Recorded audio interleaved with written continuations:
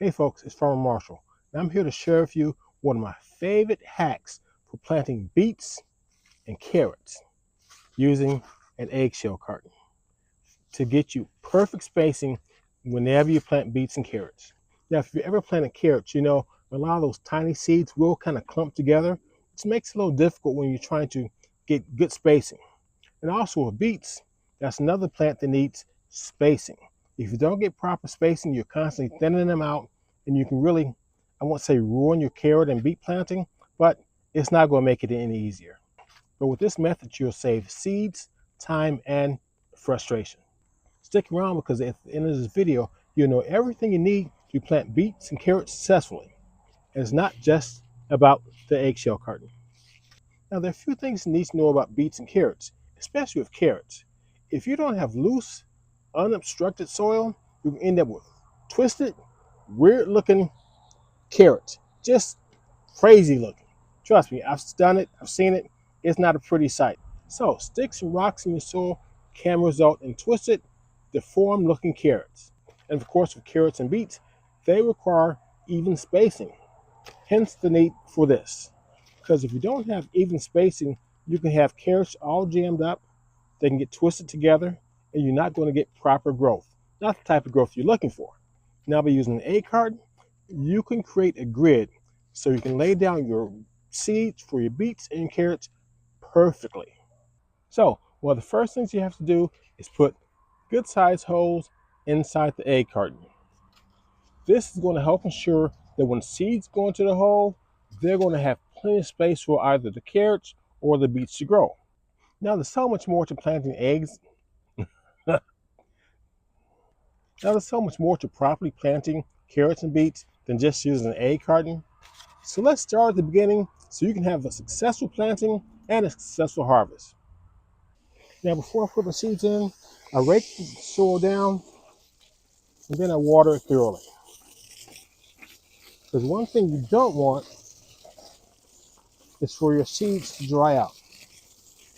Now, with these seeds, this is the only time I'm going to actually water it with a water hose like this. I'll explain to you why later. And one thing you're going to find with your beet seeds,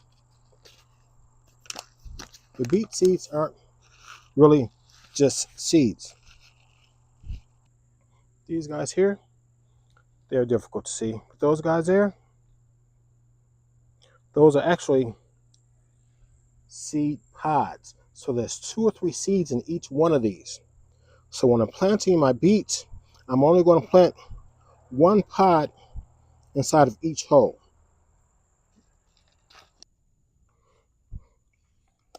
Like I said, these are pods.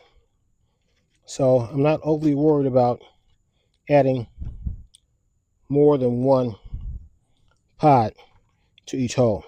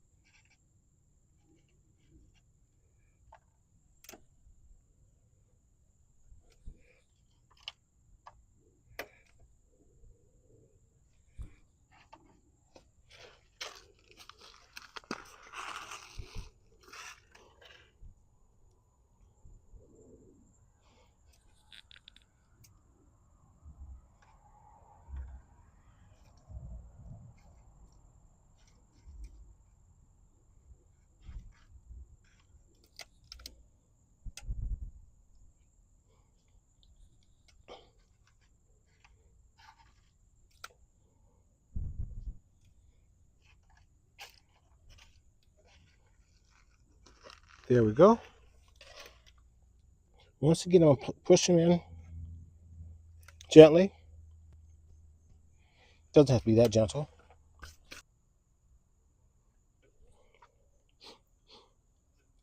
Now, with the carrot seeds being so small, when you push them through the hole, you kind of have to imagine the square that you put it in, or the rectangle. So, what I'm doing, I'm putting sticks around it.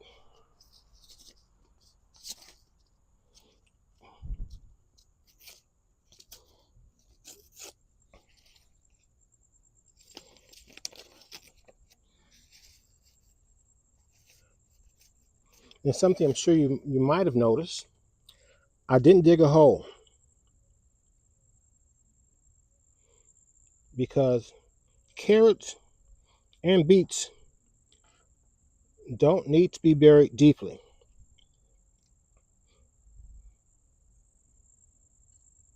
In fact, you're only going to bury them about a 1/4 inch deep. I believe with beets you can go up to maybe a 1/2 inch deep, but a 1/4 inch deep is fine. And as best I can, I'm trying to put 2 seeds in each hole, because although it does mean that I will probably have to thin them out some, but I'd rather thin out 1 or 2 plants than have to wait until these seeds germinate and find out that they didn't germinate. Even though I do trust in my garden of seeds because I've used them plenty of times before, I don't always trust myself. Because if I don't take care of these seeds properly, there's going to be a problem. What problem is that, you may ask? Well, remember when I watered it? These seeds need to maintain some level of moisture for 10 to, well, the red ones 14 to 21 days. These here 14 to 21 days. Yeah, all of them. Different varieties, but they're all the same. Did I say 10 to 14? I meant to say 14 to 21 days. That's 2 to 3 weeks. You must maintain moisture on these seeds, because if you do not, you can't just go back and throw a bunch of water on them and say, grow, please grow, because that doesn't work. And who wants to wait 14 to 21 days for some seeds to germinate, only to find out that you ruined them? But hopefully you won't ruin them, because you know. So I have my grid.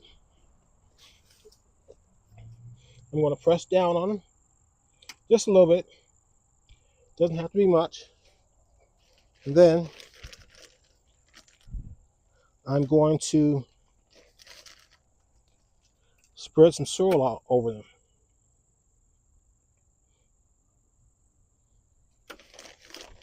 Didn't put a lot on it. Not going to put a lot on it. Now, as far as watering them, I can't stress too much that you never want to let them dry out. Never, ever. So, you have a couple options. One of those options is not using a water hose like I did when I was watering down the soil, because that can displace your seeds. Scatter them all over the soil, and you might actually hit them so hard with the water that they may come to the top. So you really don't want to use a water hose, at least not hard like I did. Maybe a little bit of drip spray. Or another option is just use a mister. Just something very gentle that you can put water on it and keep it moist.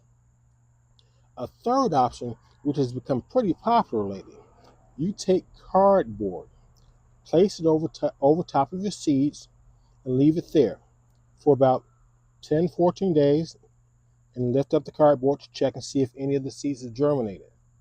If some seeds have germinated, you can go on and take the cardboard off.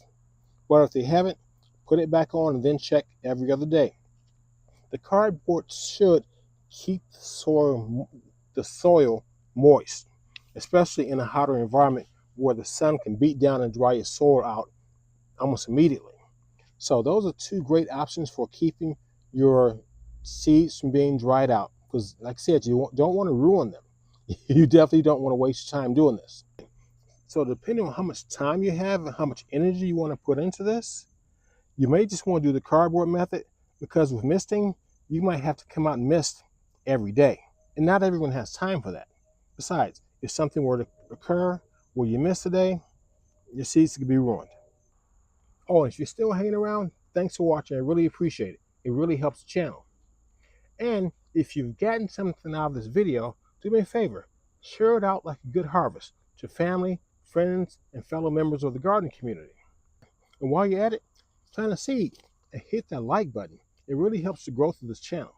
Now for me, as a gardener, harvest season is very important to me, but my most important harvest is you. So please hit the subscribe button and hit that notification bell. That way you know next time I have something going on in the garden. Let's get back to the video. So you've gotten your seeds planted, you've had them watered, but what's the next step? Well, you notice I didn't mention fertilizer. You can wait until your seedlings have gotten 2, maybe 3 inches tall before you add fertilizer. But don't just do like you do with some plants. Don't just power it up with nitrogen, because carrots only need so much nitrogen. Now the question is, what type of fertilizer do your plants need? Well, with carrots and beets, you do need some nitrogen, but you also need phosphorus and potassium. And the phosphorus is the most important nutrient of those 3. Now, if you look at your fertilizer bag, you'll see 3 numbers on it, divided by dashes. Those 3 numbers represent nitrogen, phosphorus, and phosphate. And the most important nutrient is phosphorus. Hopefully I said that right. Carrots and beets need phosphorus for root development. So I'm not going to add a 5-5-5 or 4-6-4. They have a lot of different fertilizers around the house. So what I'm going to add is, I'm going to add a 5-5-5, and I'm going to add bone meal. Bone meal is a 0-12-0. So it's going to have plenty of phosphorus for your plants. But like I said, you don't need to hit it with that right away. Wait until it's 2-3 inches tall, and then add a nice amount to your garden.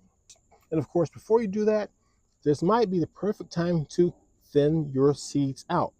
Because if that beet seed, if all those seeds in that pot germinate, you might want to take out a couple every 2 to 4 inches. With carrots, maybe every 2 to 3 inches. Of course, if you take a look at this, it's a perfect grid. You can do a carrot here, carrot here, carrot here, and if more than one comes up here, just take one out here, one out there. With beets, beet here, beet here, beet here.